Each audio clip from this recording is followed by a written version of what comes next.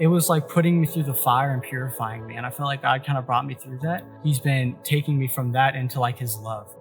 Coming up to middle school, I probably would have always told people I'm a Christian if they asked, but my life definitely didn't reflect it. Started ninth grade year, 10th grade year, I got introduced to weed, stopped for a while, and then I came back to it, and it became like an everyday, multiple times a day thing.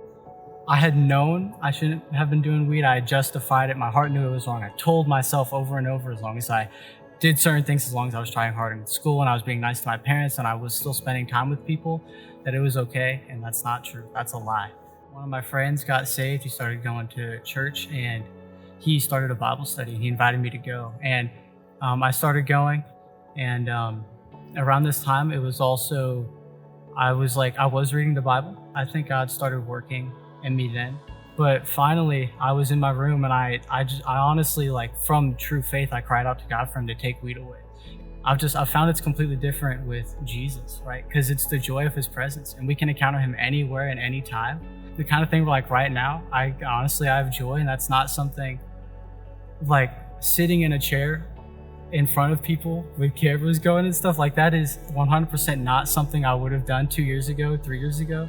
Like, now I even go out and I'll share the gospel with people. Like, I'll just go out to strangers and talk about Jesus. And like, I think that says so much about what God can do in our hearts. I gave everything to God. It was like putting me through the fire and purifying me. And I feel like God kind of brought me through that.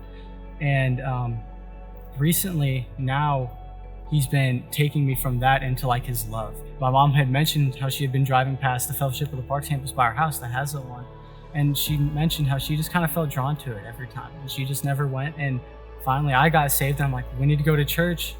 We started alternating. And then I felt like God said we needed to be planted. So I prayed about it. And I felt like he said we need to be at Fellowship of the Parks. And because I've been so blessed by the messages and by the heart. And really, I think so much of that is just when you're obedient to God and you go where he wants you, everything else works out. It might not make sense to you in the moment, but he's wiser than we are. He's smarter. When you just do that, it's like, it honestly just works out. There's the scripture and it's I forgot exactly what it says, but well, like, seek the Lord and his kingdom and his righteousness above all else, and all these will be added to you.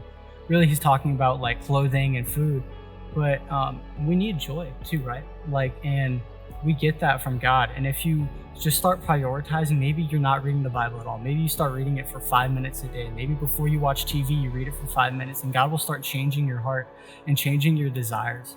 Like in James, he's literally saying like how to get closer to God. And he says, wash your hands, you sinners, and cleanse your minds, you double-minded. And if you know there's sin in your life, the more you can push that away, the more you can come close to God. Oh, it's literally, you just got to take the first steps and he will guide you through it. He's so good. He'll do it.